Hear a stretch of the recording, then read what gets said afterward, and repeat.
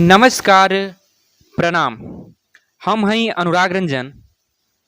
रउआ सभी की खबर भोजपुरी के साँझ के 10 गो बर खबर की बुलेटिन में स्वागत बा।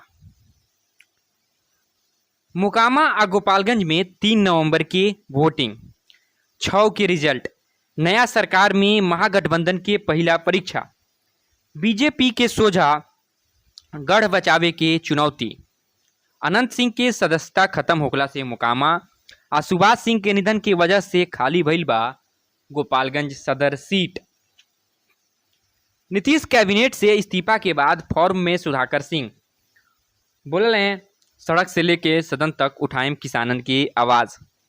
कहलें, जब हम किसानन के समस्या उठावेनी आ भ्रष्टाचार के विरोध करेनी तब कुछ लोग के बुरा लागेला।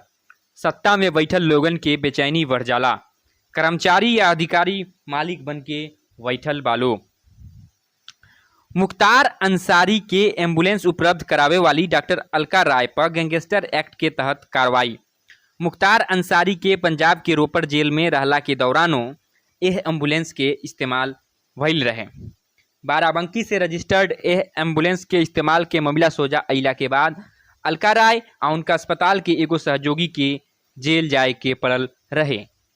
मेदांता गुरुग्राम के सीसीयू में भर्ती मुलायम सिंह यादव की हालत गंभीर। केंद्रीय मंत्री एसपी सिंह बघेल हालचाल लेवे पहुँचलें। मुलायम सिंह यादव के तबीयत में सुधार खातिर उनका पैतृक गांव इटावा के सैफई के साथे लखनऊ और गुरुग्राम में पूजा पाठ जारी बा। झारखंड के लोगन की बड़ राहत, 40,000 सैलरी वाला 75% सीट स्थानीय युवा खातिर आरक्षित। एकरा संग ही श्रम नियोजन विभाग आ प्रशिक्षण विभाग युवा लोगन के निबंधन के तैयारी शुरू कर देले बा।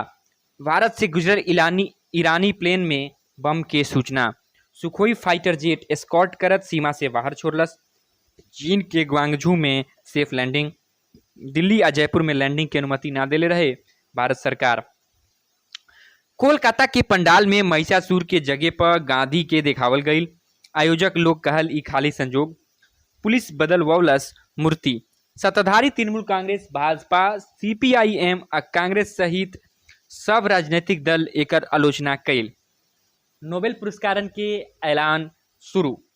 स्वीडन के स्वांते पाबो के मेडिसन के नोबेल पुरस्कार मानव विकास पर खोज खातिर दिहल जाई।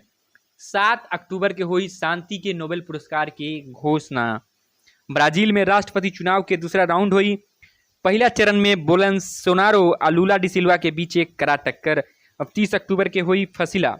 अब तक गिनल गई मतन में डी सिल्वा के 48.4% आ बोल्सोनारो के 43.23% वोट भइल बा हासिल। भारत बनाम साउथ अफ्रीका। विराट के तीसरा T20 से आराम। टीम इंडिया जीत चुकल बिया सीरीज। इंदौर में काल हुई दक्षिण अफ्रीका से आखिरी मुकाबला। वुमेन्स एशिया कप में भारत के दूसर का जीत। मलेशिया के डरकत लुइस नियम से 39 रन से हरौलस। शेफाली आ मेघना कैलो 116 रन के पार्टनरशिप। खबर भोजपुरी के साँझ के 10 गो वर खबरन में इतने।